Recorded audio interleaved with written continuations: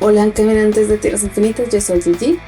Estrenó una película que muchos estábamos esperando, más por su director que por su versión anterior, de Suicide Squad. Pero es innegable que está plagada de personajes casi desconocidos, es por ello que decidí mostrarles este Top 6, donde les daré una breve reseña de lo que han hecho estos personajes desconocidos que al menos podemos ver en los pósters publicitarios. Y digo breve no porque nos dedicamos a hacer un resumen, sino porque sus apariciones en los cómics de DC han sido escasas.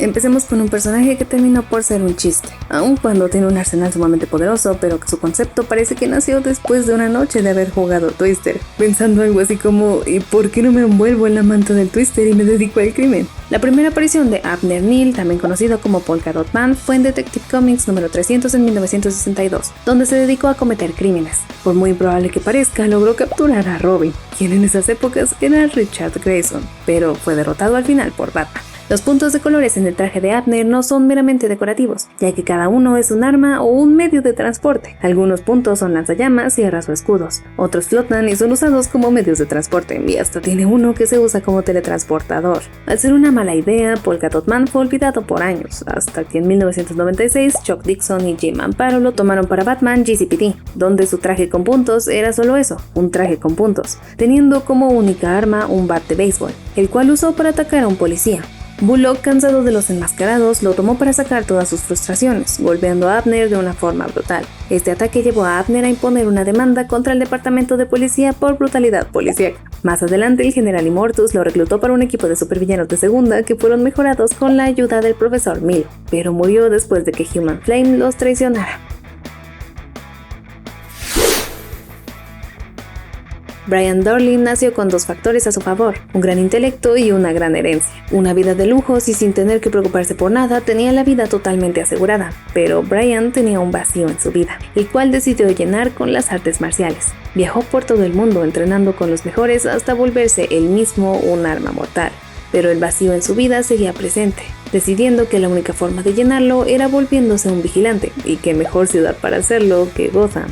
Ahí empezó a combatir el crimen, solamente que como luchaba para inflar su ego, no le importaban mucho los daños colaterales y mucho menos la gente que dañaba en sus batallas. Es cuando Batman dio con él, para darle el ultimátum de que desistiera o él lo haría desistir.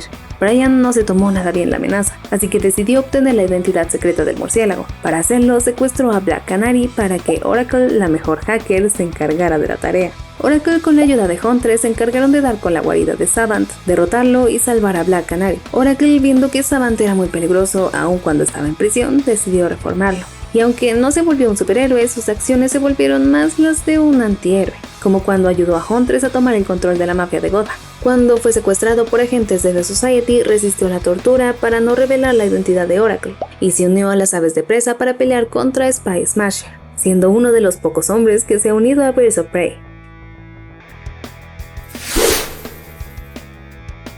Otis Flanagan era un exterminador de ratas. Sus acciones extremistas lo llevaron ante la justicia. Al salir de la cárcel tomó el nombre clave de Ratcatcher. Usó sus conocimientos sobre las ratas para entrenarlas y hacer que hicieran su voluntad. Para terminar de crear su nueva identidad, se atavió con el equipo que usaba para matar a las ratas.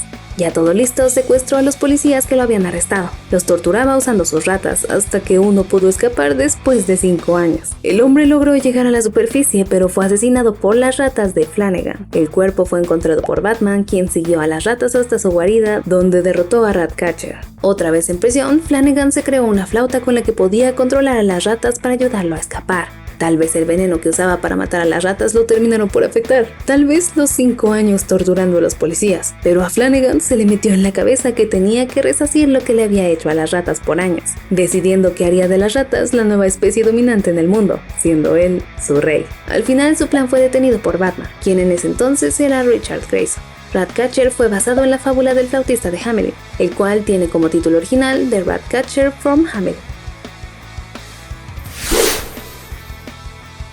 La historia de origen de Nanaue es desconocida. Hay quienes creen que es un Wildman, animales antropomórficos creados en el proyecto Moreau. Hay otros que creen que solo es una mutación genética creada en un laboratorio desconocido, pero el mismo Nanaue dice ser hijo del dios tiburón, teniendo un origen místico. Durante varios años estuvo cazando humanos cerca de las costas de Hawái. El agente del FBI, Samuel Makoa, fue el encargado de dirigir un equipo para capturarlo. Para hacerlo, se equiparon con un gran arsenal. Aún así, sufrieron muchas bajas. La llegada de Superboy a Hawái no pasó desapercibida por la organización criminal Silicon Dragons, quienes para combatirlo decidieron liberar a Nanaue de su prisión para contratarlo. Pero el tiburón no solo se negó, sino que mató a sus liberadores, ya que la pelea entre Superboy y los Silicon Dragons no era de su incumbencia.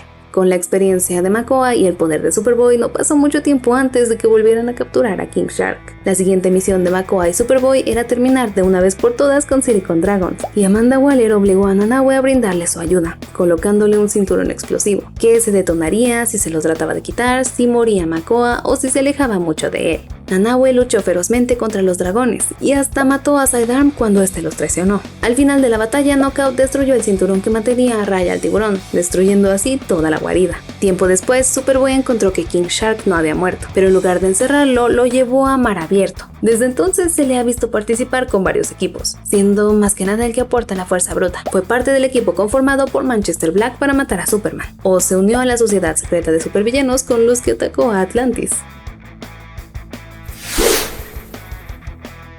Christopher Schmidt nació en Estados Unidos, hijo de la escritora Elizabeth Lewis y el empresario Wolfgang Schmidt, de origen austriaco, país donde pasó Christopher los primeros años de su vida. Cuando tenía 5 años, su padre se suicidó debido a la presión de los crímenes que cometió como miembro del Partido Nacional Socialista Alemán, ya que fue el encargado de un campo de concentración en Polonia. Elizabeth tomó a Christopher y regresaron a Nueva York, cambiando su apellido por Schmidt. El suicidio de su padre lo traumatizó tanto que empezó a tener visiones sobre él en su uniforme de la SS. Esto lo convirtió en un niño sumamente agresivo. Tratando de limpiar el legado de su padre, se enlistó en el ejército de los Estados Unidos, sometiéndose a un programa antiterrorista conocido como Peacemaker, solamente que el programa fue cancelado. Entonces fue cuando tomó la decisión de regresar a Austria para tomar control de las fábricas de su padre, cambiando la producción de armas y municiones por electrodomésticos. Con su fortuna fundó en Ginebra el Instituto de la Paz, una organización caritativa dedicada a ayudar a víctimas de guerra, pero también lo usó para crear su propio proyecto Peacemaker. Armándose con la más alta tecnología, se dedicó a combatir el terrorismo, pero cada víctima que no podía salvar los echaba en su mente, volviéndose cada vez más inestable, lo que lo llevó a ser más extremo. No pasó mucho tiempo para que Christopher entrara en el radar del gobierno de los Estados Unidos, siendo reclutado por la Agencia, organización secreta a cargo de Valentina Bostock. Ahí, además de las misiones asignadas, también le dieron terapia psiquiátrica, con lo que mejoró un poco. Lamentablemente para él, la agencia fue disuelta, aunque no duró mucho sin equipo, ya que Amanda Waller lo reclutó para ser parte de, no del Escuadrón Suicida, sino de Shadow Fighters, un equipo creado con la única misión de destruir a Eclipso, quien había tomado control de un país sudamericano. Una misión que salió mal, ya que al parecer murieron todos los miembros del equipo. Peacemaker es un hombre que dice amar tanto la paz que mataría por ella.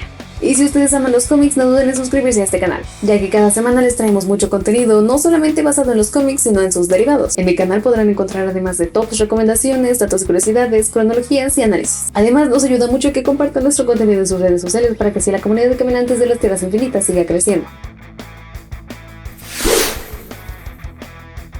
Cuando era joven, Robert Dubois fue llamado para servir en el ejército, pero su lugar fue tomado por su hermano mayor, Mikey, quien perdió todas sus extremidades. Esto hizo enloquecer a Robert, que pasó de psiquiátrico en psiquiátrico, hasta que fue encontrado por Lex Luthor, quien usó la culpa de Robert para cazar a Superman, usando un dispositivo que le permite teletransportar cualquier tipo de arma, como una que puede disparar kriptonita verde. Con lo que no contaban ni Luthor ni sus científicos era lo terriblemente inestable que estaba Robert, quien se veía a sí mismo como un veterano de Vietnam. Haciéndose llamar Bloodsport, masacró a 25 personas solo para llamar la atención del Hombre de Acero. La batalla no fue fácil para Superman, debido a las múltiples armas que Bloodsport teletransportaba, y no finalizó hasta que Jimmy Olsen, después de indagar en el pasado de Robert, pudo encontrar a Mikey y llevarlo ante Robert, quien se terminó derribando a sus pies lleno de culpa. Mientras estaba en prisión, un supremacista blanco tomó el apodo de Bloodsport, y cuando fue encarcelado en la misma prisión en la que se encontraba Robert, empezó a haber tensión entre ellos, por lo que el alcaide de la prisión decidió enfrentarlos en un duelo de box, pensando que esta sería la forma más saludable para que los dos zanjaran sus diferencias. Solamente que las cosas fueron realmente mal, terminando todo en una revuelta en la que Robert trató de escapar, no lográndolo porque un guardia lo logró abatir. Ahora es tu turno. ¿Cuál de estos personajes ya conocías? ¿Cuál crees que es lo suficientemente interesante para ser un buen villano? ¿Y cuál crees que es lo suficientemente ridículo que podría funcionar en una buena historia? No sé, espero que te haya gustado este video, que te haya ayudado a saber un poquito más y no sé, prepararte para ver la película o algo así. Pero gracias por haberlo visto. Me despido, yo soy Gigi y esto es Tierra 1. Bye bye.